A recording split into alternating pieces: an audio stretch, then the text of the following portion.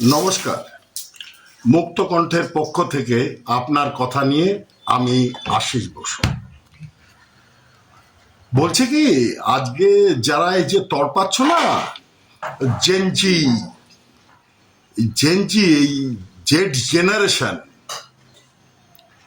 তোমাদের এ থেকে জেড যতই তোমাদের মতন যারা এই জেনারেশনের দোহাই দিয়ে যা ইচ্ছে তাই করছো, দেশকে অপমান করছো, সেনাবাহিনীকে অপমান করছো।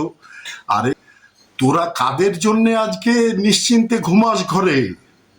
তোর মা বাপ কি তোকে একটুও শিক্ষা দেয়নি?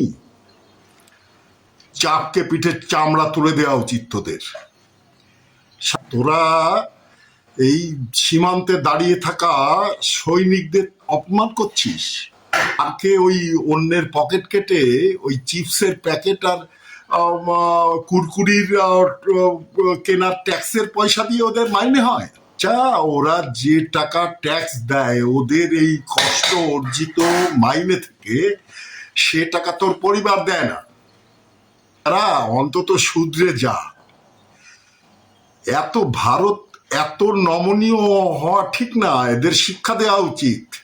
এরা সব ভাইরাল হতে চায়, সেনাবাহিনীকে গালাগালি দিচ্ছে, প্রধানমন্ত্রীকে, স্বরাষ্ট্রমন্ত্রীকে, মুখ্যমন্ত্রীকে, যাকে যা ইচ্ছে তাই বলছে, যা ইচ্ছে তাই করছে। আমরা জেনজি। কিসের ঘন্টার জেনজি রে তোরা? মার দরকার, মার। ওই পুলিশের প্লাস্টিকের ওই যে ইলেকট্রিক লাগানো লম্বা লাঠি, ওই পাছায় যদি 20-25টা করে দেয়া যায়, এমনি তোদের জেনজিগিরি পেছনে ঢুকে যাবে। এখনো শুধরে যা, এখনো শুধরে যা।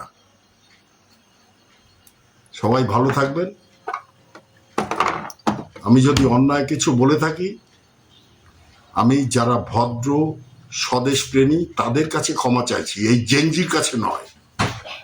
এদের উপযুক্ত শিক্ষা দেওয়া উচিত। জয় ভারত মাতা কি জয়, জয় মহাকাল।